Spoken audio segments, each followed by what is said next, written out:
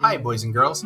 Today we're going to be listening to The Further Adventures of Toad, Part 1. This is the next chapter in The Wind in the Willows, but it's kind of a long chapter, so it's divided into two parts. Here we go.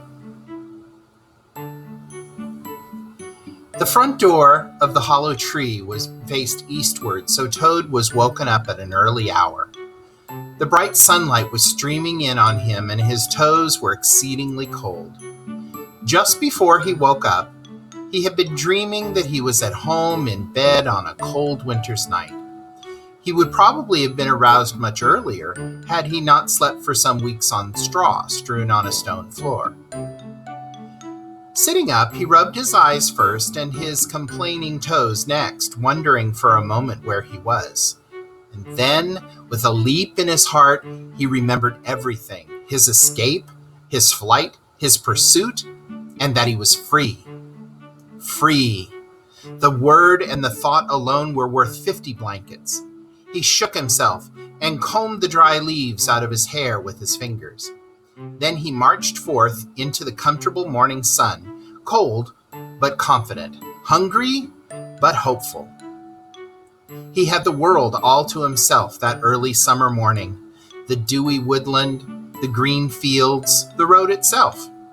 Toad, however, was looking for something that could talk and tell him clearly which way he ought to go.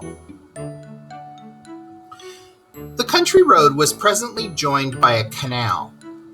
Toad, having traveled fairly extensively, knew that both the road and the canal were coming from somewhere and going to somewhere. "That's a fact, Toad, my boy," he proclaimed confidently as he marched along by the water's edge. Round a bend in the canal came plodding a solitary horse. From a rope attached to his collar stretched a long, taut line. Toad let the horse pass him. With a pleasant swirl of quiet water, a barge slid up alongside of him. The barge's brightly painted gunwale was level with the towing path, and its sole occupant was a large woman wearing a sunbonnet. Oh, boys and girls, the gunwale is the top edge around the deck of a boat. You can see the woman poking over the gunwale in the photo. "A nice morning, ma'am," she remarked to Toad as she drew up level with him. "I dare say it is, ma'am," responded Toad politely, as he walked along the tow path abreast of her. "I dare say it is a nice morning to them that's not in trouble like what I am.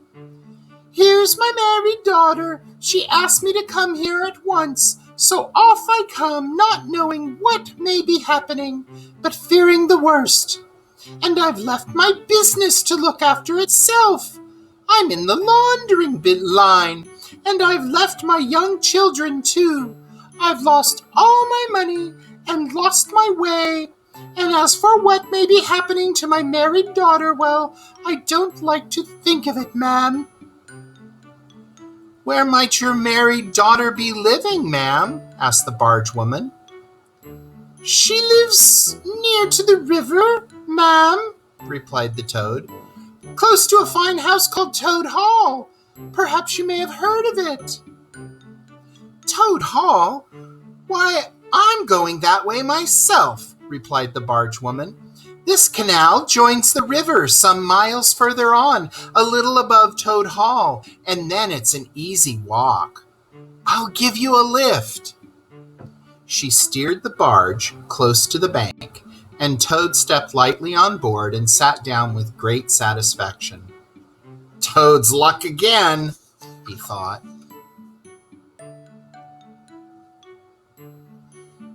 "So you're in the laundering business, ma'am?" said the bargewoman politely. "And a very good business you've got, too?"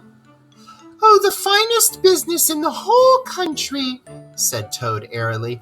"All the gentry come to me, wouldn't go to anyone else. You see, I understand my work thoroughly, and attend to it all myself.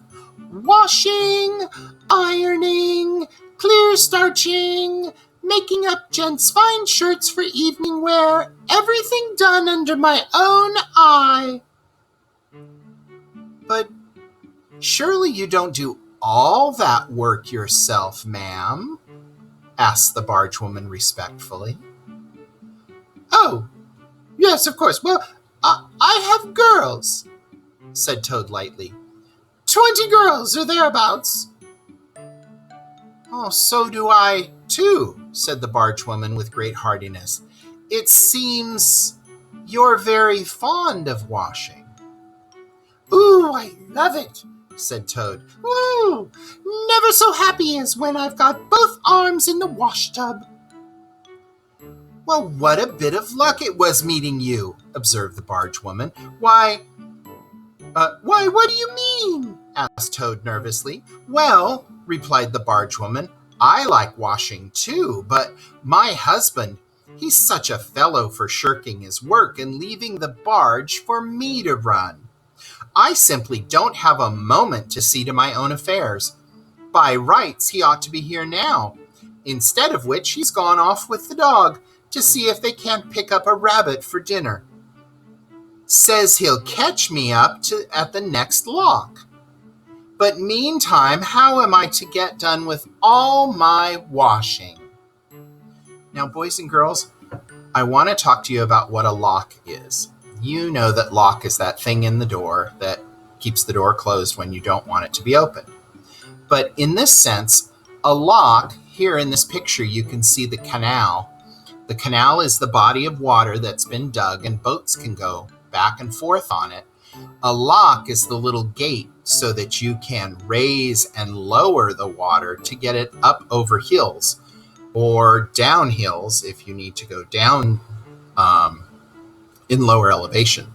So that's what she means by her husband is going to catch up with her at the next lock. Her husband is going to catch up with her at the next spot where the canal has a blockage like this so he can get on. All right, back to the story. "Oh, never mind about washing," said Toad, not liking the subject. "Try and fix your mind on that rabbit. Do you have onions at your house?"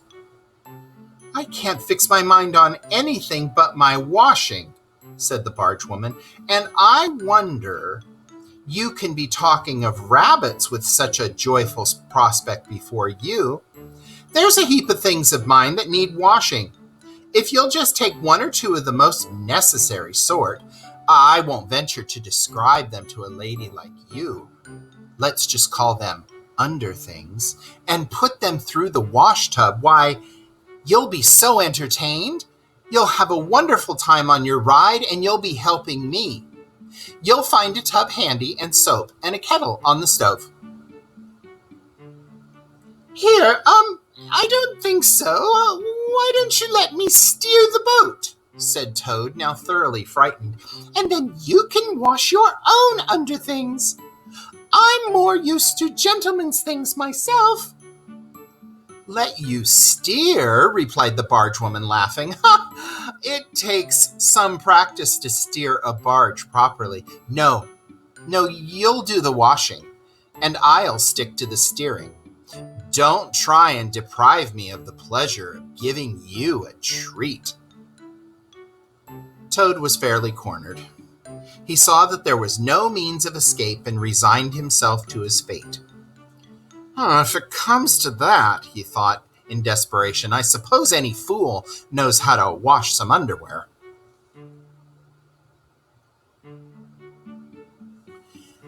Toad fetched a tub, soap, and other necessaries from the cabin, selected a few of the woman's garments at random, and set to.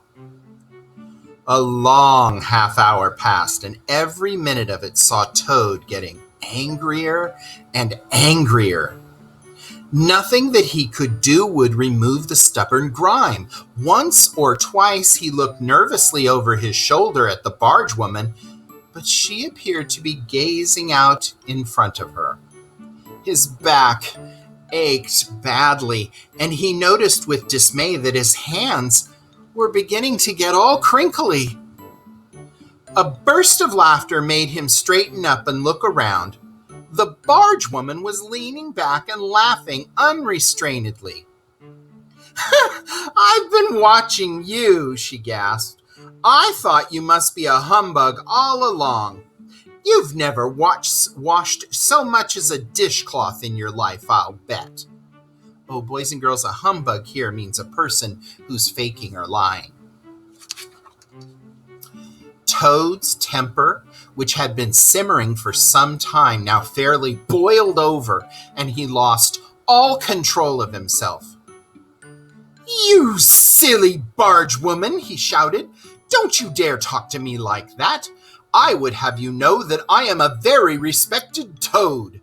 I may be under a bit of a cloud at present, but I will not be laughed at by a barge-woman." The woman moved nearer to him and peered under his bonnet. "Why, so you are," she cried, "a horrid, nasty, crawly toad, and in my nice clean barge, too. Now that is a thing that I will not have." She relinquished the tiller for a moment. One big mottled arm shot out and caught Toad by a foreleg, while the other gripped him fast by a hind leg. Then the world turned upside down, and Toad found himself flying through the air. The water, when he eventually reached it, proved quite cold. He rose to the surface, sputtering. When he wiped the duckweed out of his eyes, the first thing he saw was the barge-woman looking back at him and laughing. Toad vowed revenge. He struck out for the shore and climbed up the steep bank.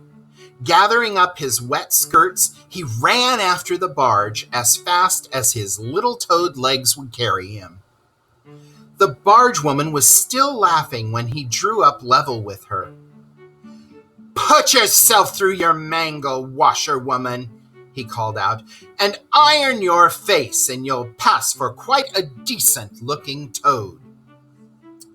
Well, boys and girls, a mangle is a special tool. It's a type of large machine that looks like this, and it's used for pressing sheets or clothing between the two rollers.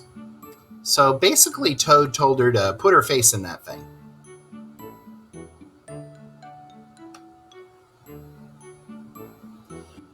Toad never paused to reply.